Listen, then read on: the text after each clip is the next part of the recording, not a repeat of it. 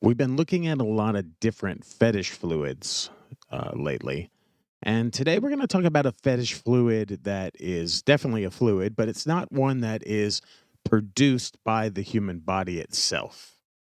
I'm talking about lube. There are many different kinds of lube, but we want to focus on the three that we'd encourage most people to use. Those are silicone, water based, and hybrid. These generally best meet the needs of most fetish play. There are other kinds of lube that are used for fisting, like j-lube, and some of those are just a little more complex or really specific to a certain kink. So if you're into fisting, definitely look it up and look for the different other types of specialized lubes that people use for that type of edge play. Let's look at each of these silicone, water based, and hybrid and some of the specific kinks that are associated with lube. First, there's silicone. It's a compound comprised of synthetic polymers. It doesn't absorb into the skin, so it often stays slippery longer than other types of lube. Also, it's hypoallergenic, meaning it's very unlikely to cause you or your partner an allergic reaction. Lastly, it's waterproof, so you don't so your thing is so when you do your thing in the shower, bathtub, or near a swimming pool, literally you can do it wherever.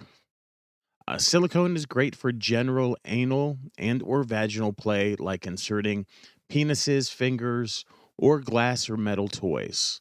Most silicone lubes are safe for latex condoms, but you definitely want to check and make sure.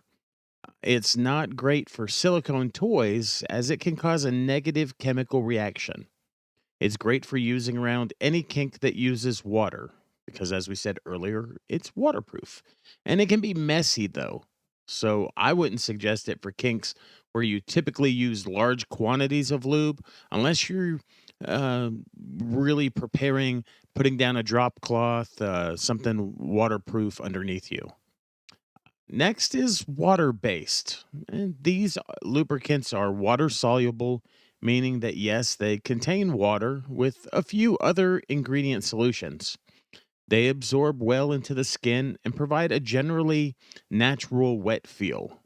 However, because they contain water, they tend to dry out relatively quickly and they leave a little bit of a tacky feel behind. Because of the absorption, some people are sensitive to water based lube and find that its use is irritating to the skin. Water based is one of the most widely used and widely available lubes. So there is that. You'll find it at almost any corner store, drugstore. You'll find water based lube quite easily. And it's definitely better than spit. Water based lube is great for general vaginal intercourse and can be used for anal sex, but I wouldn't personally recommend it. Because that when it dries out and that tacky feeling, got to keep adding more and more, and it's just not the best for that scenario.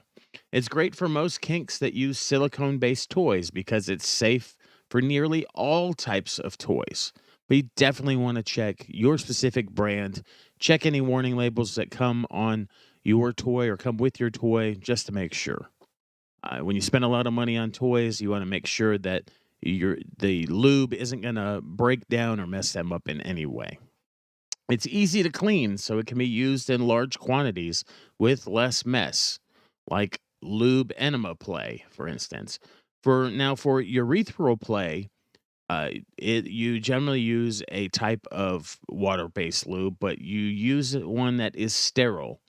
Surgical lube to reduce the risk of urinary infections.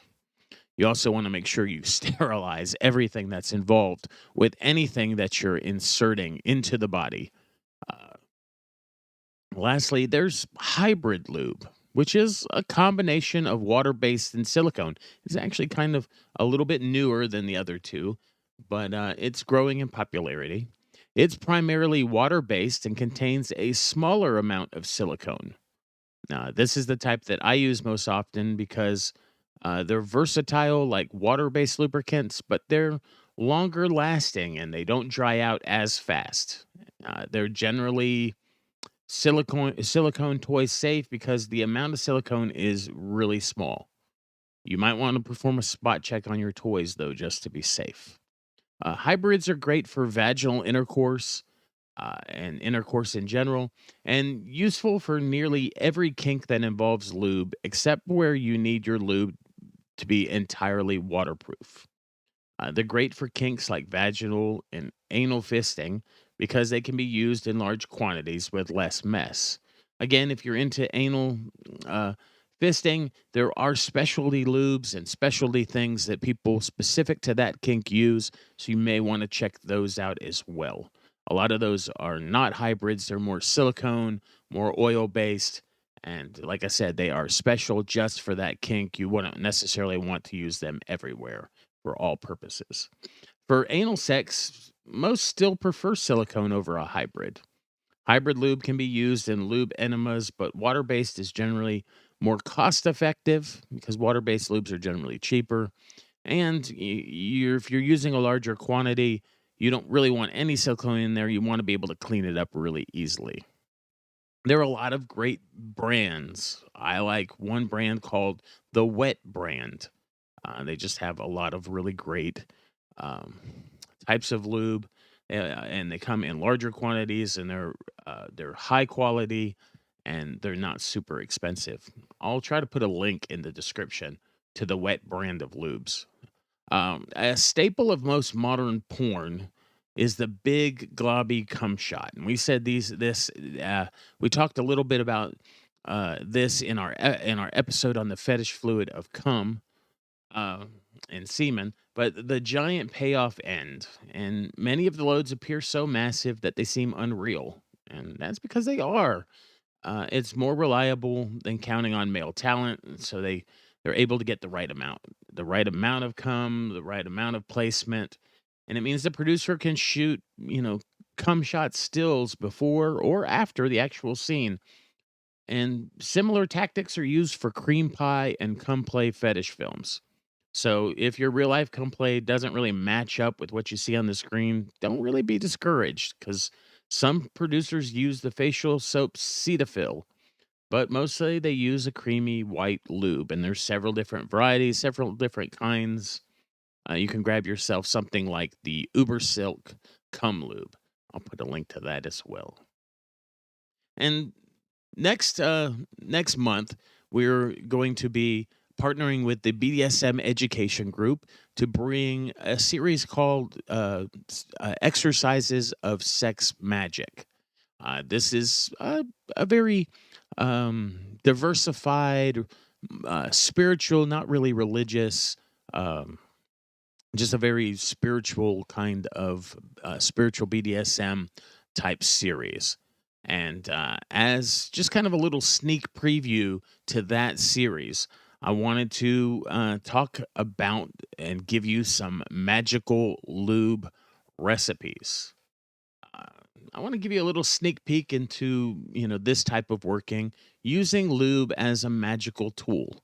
Anyone who's a kitchen witch should have lots of fun with these recipes. For the rest of us, lube is also a fun tool to charge with our intentions, even if you don't mix it with anything.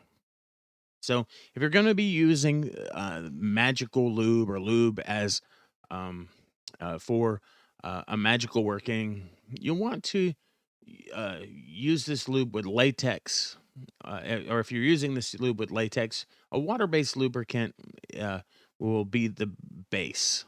And if you're going to use it with bare flesh or with non-latex gloves, you can use vegetable shortening. You warm it just enough to mix these essential oils through it. For each quart of base material, use the following amounts of essential oils. So, if you're going to be using it with latex, you'll want to get a quart of water based lubricant. If you're going to be using it with just bare flesh, non latex gloves, if you need to, be using it with toys and things, you may want to use vegetable shortening. So, a quart of that. It's up to you. The first recipe is love lube. For this lube, you use 2 drops of rose oil, and you try to find the real thing if possible.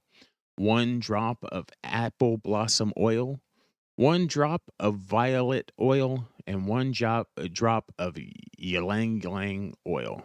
That would make you a love lube. That's pretty interesting. The second one is a pleasure lube. You'd add 1 drop of lemon oil, 1 drop of orange oil, and 1 drop of bergamot oil to a quart of either water-based lubricant or vegetable shortening. For a Sex Magick lube, 2 drops of musk oil, 1 drop of ambergris oil, and 1 drop of patchouli oil. Patchouli oil is one of my favorite scents, so I can see why it would be very useful in stimulating sex magic. Uh, Psychic opening oil, if you want to add focus and awareness.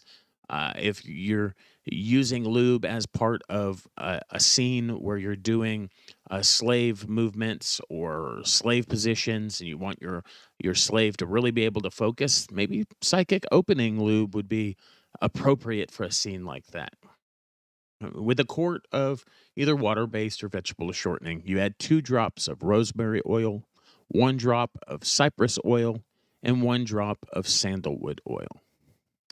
Here's an interesting one: Ordeal by Torture Lube. If you want to use lube as a sadomasochistic torture device, this sounds really painful.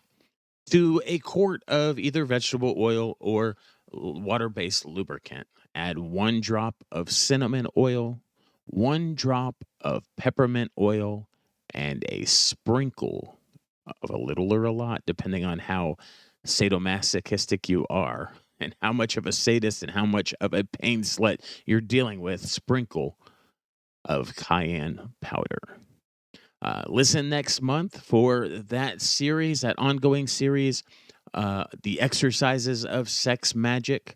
I am Primal Piggy. You can find me on Facebook at The Primal Piggy, all one word. You can find me also as an admin of a rather large Facebook page called Whips, Chains, and Duct Tape on Facebook at WCDT BDSM.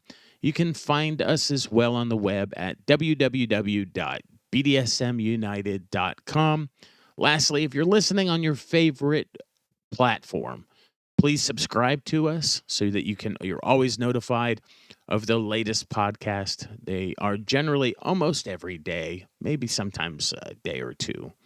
But also leave us a review. Tell people what you like and let people hear and find out about us if you like us.